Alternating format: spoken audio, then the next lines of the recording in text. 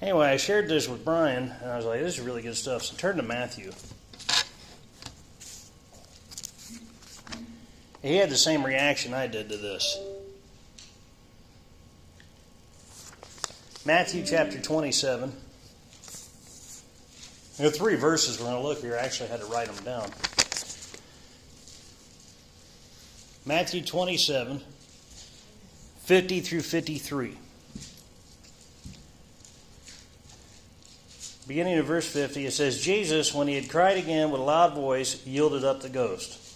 And behold, the veil of the temple was rent in twain from the top to the bottom, and the earth did quake, and the rocks rent.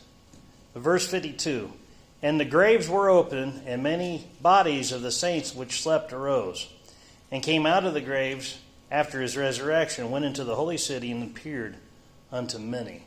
So, let me ask you, what do you think that these bodies of the saints, when they came up out of the grave and went into the holy city and appeared unto many, what do you think they said?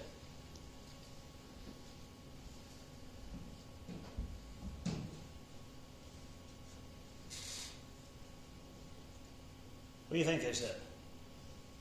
What do you think they were telling people? Obviously, they were what? What were they? They were dead, right? I'm wondering about you guys. They were dead, right? Now they come up out of the graves. What are they telling people? You just come up out of the grave. What are you going to go tell people? About Jesus. All right, tell them about Jesus.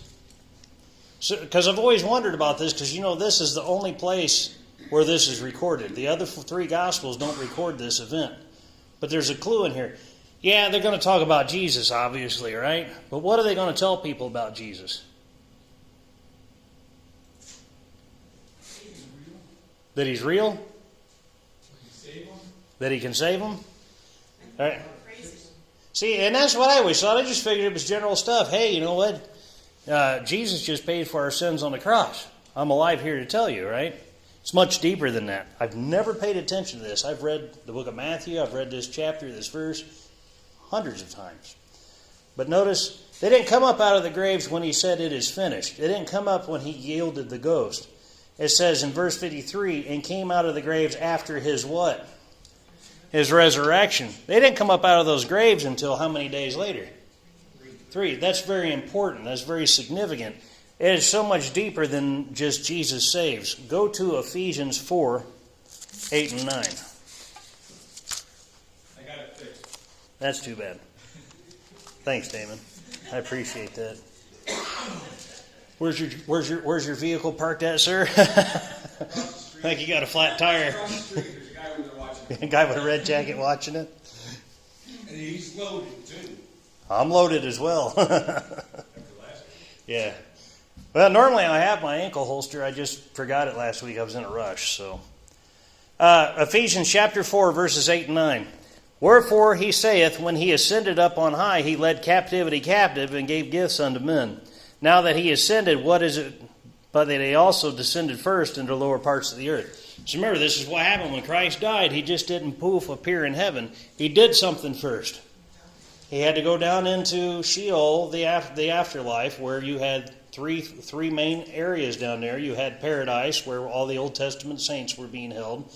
You had the great gulf that separated them and hell, where the wicked dead were being punished in fire, awaiting their judgment.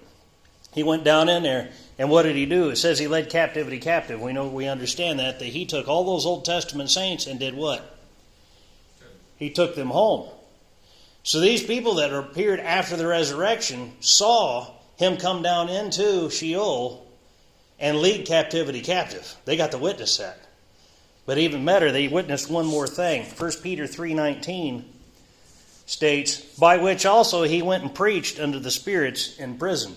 So they saw Jesus Christ descend into the lower parts of the earth, preach to the spirits that were in hell, and then lead captivity captive. And then after his resurrection, they came up out of the graves. You talk about a witness statement.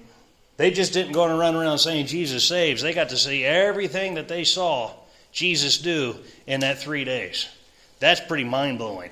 I've never seen that. I'm 50 years old. I've read this hundreds of times and never quite put it together that their witness was after his resurrection.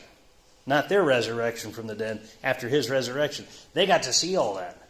They got to tell people. They got to go around and tell people about his victory, his true victory, and what they saw in other parts of the world. That just kind of blew my mind when I read that. I'm like, this is powerful stuff.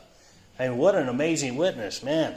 You should have seen it. We were down there in paradise waiting for the promise, and all of a sudden, there was Christ, victorious, declaring his victory to the spirits that were in prison, and then led us up to heaven. That was their witness. That was their witness. Pretty mind-blowing.